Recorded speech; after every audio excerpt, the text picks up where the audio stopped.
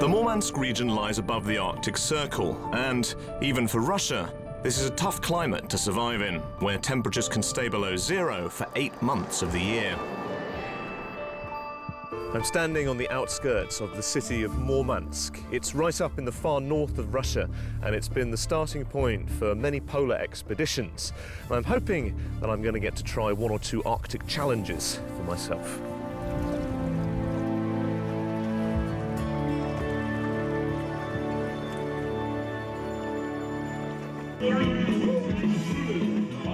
You have to be physically fit to survive up here, and the people certainly seem to have a lot of energy. One of the biggest annual events in Murmansk is the Northern Olympics, a collection of winter games that brings the population out in force.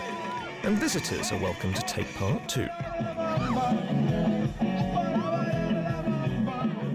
Now, if you're going to be an Arctic explorer, one thing you have to have is plenty of stamina. So I have decided to enter Murmansk's ultimate test of endurance, the cross-country marathon.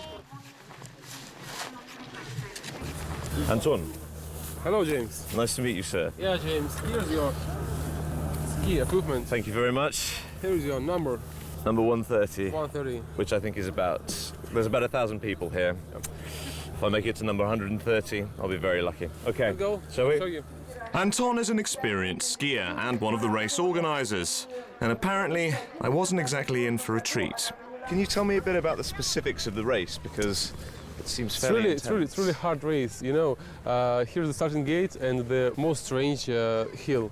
Yeah, it's about 50 kilometers race, 2 rings for 25 kilometers. I see. Okay, well, I think if I make it past the first kilometre, I'll be pretty proud of myself. I think you should try it. I shall certainly try, sir. I shall certainly try. Ready, get set, go! As the other skiers zoomed off into the distance, I tried to get into a rhythm. I'd only had one other go at cross-country skiing, and this time it wasn't any easier. Sure, there's a more energy-efficient way to do this. Come on, Brad. Only 49 kilometers to go.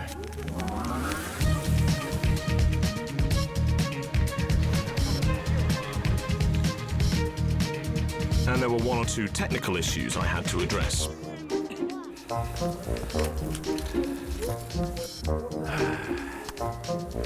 Can't go backwards.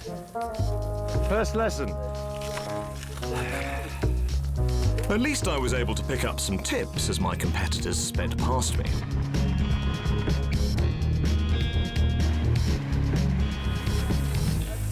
Woohoo! This is the fun part.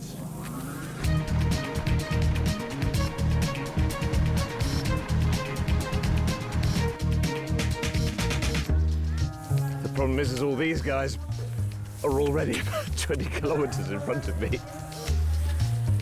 It was slow going, but I was determined to make it to the finish line. And fortunately, Anton was waiting to give me a hand.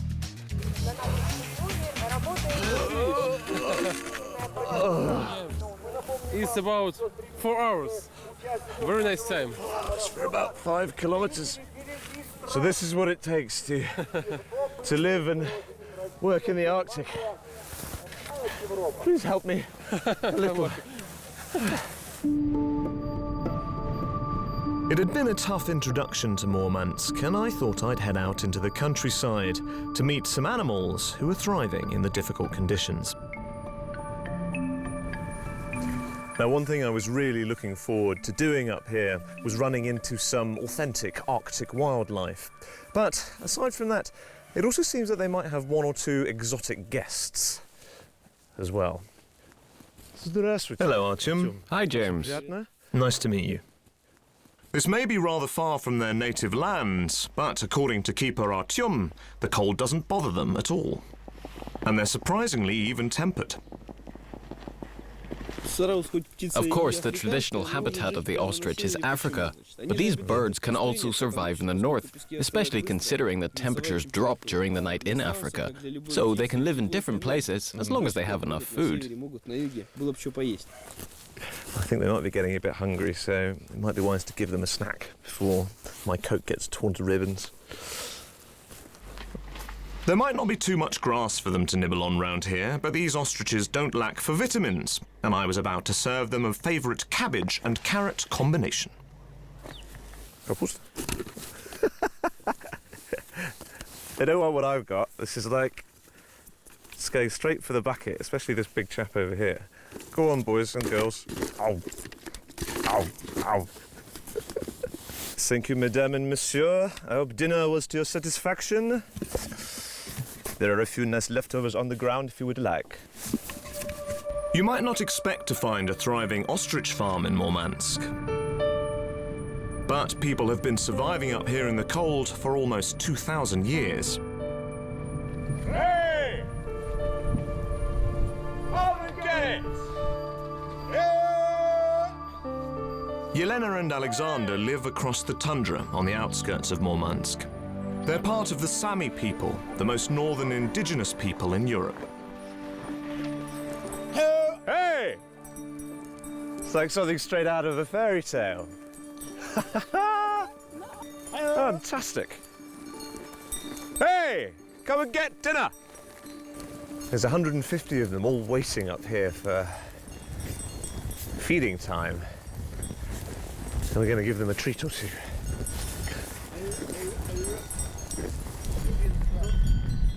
The reindeer are the Samis' lifeblood, used for meat, fur and transport.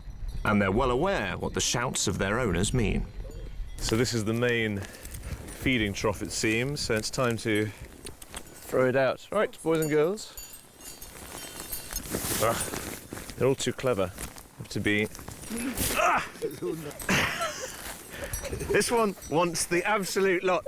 He's gonna get about 2 kilos of, oh, no, great, it's like a shark. He's the working one, so maybe he does deserve a bit more. Although the Sami have been herding reindeer for centuries, Yelena says they also embrace the modern world. Herding reindeer is our tradition. It's true, though, that the younger generations has somewhat modified it. We still use reindeer skin to make footwear. In the past, they made things for local consumption. Now production has switched to outfits for people driving snowmobiles. I'd say we are modern-day people, but we still honor some of the old practices. We can't get away from them. And that includes putting some of the animals to work. After all, could you really have all these reindeer without a sleigh? Now, feeding the reindeer is one thing, but catching them is quite another. So Alexander is going to teach me a traditional way to become a reindeer cowboy. And that means becoming a dab hand with a rope. We usually catch the ones we think are ill or the reindeer that are going to be used for work. And once it's curled up and ready... Here goes nothing. Ah! I got him! I actually... It's too smart for me, that's the problem. I'd got close, but close wasn't going to pull our sleigh. But if at first you don't succeed... Yes, yeah!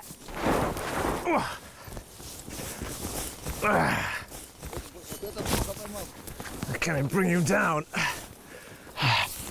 Right. Some real reindeer rustling. So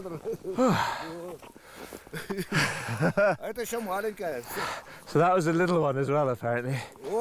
Thank you very much. You'd make a good reindeer herder.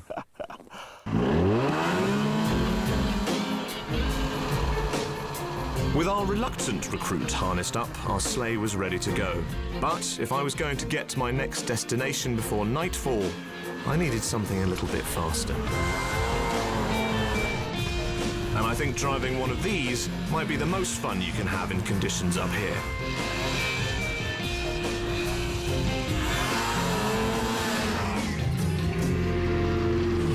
Some pretty serious weather back there. I think I've earned a bit of a rest. And this is supposed to be a hotel with a difference. Здравствуйте. Hello, welcome to our snow village.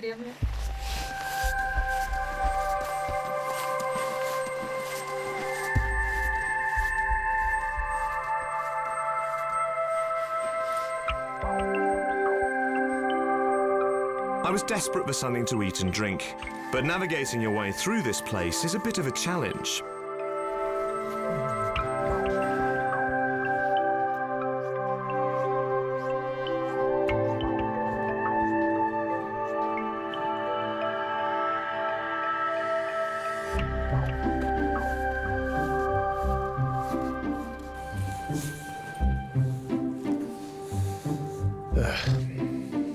I think I may be slightly lost.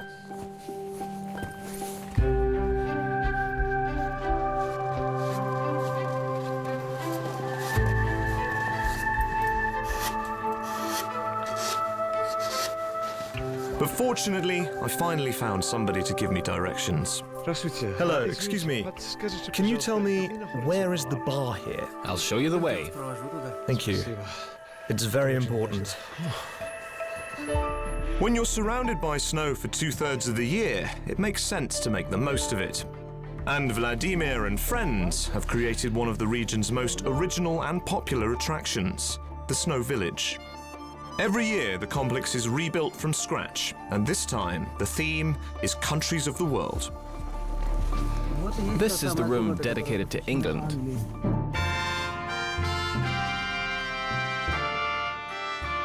We have Mr. Shakespeare over here, and To Be or Not to Be, British Bulldog. And this is your kingdom. Fantastic. A home away from home. Africa, South America, and Europe are all represented here, but the largest room is reserved for the motherland. And finally, here is the Russia room. Nice. The room of Mother Russia. Here are some famous Russian symbols, such as the Kremlin, Gagarin, the first man in space, of course the Russian troika, and the Russian birch tree. All the wonders of the motherland are on display.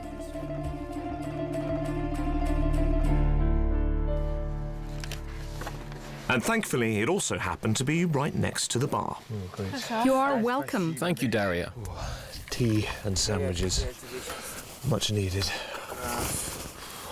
While I got to work on dinner, Vladimir told me that this place really is a dream come true. The project is the result of a childhood fantasy.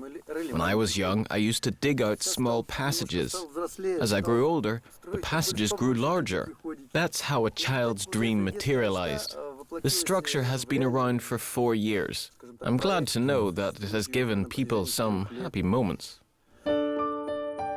Full, but tired, I said goodbye to Vladimir and headed to my Scandinavian-themed room, where I was in for a bit of a surprise. Okay, I see what they mean now about a hotel with a difference. But it's been such a long day that I really don't care. At least I get to lie back and dream of the sea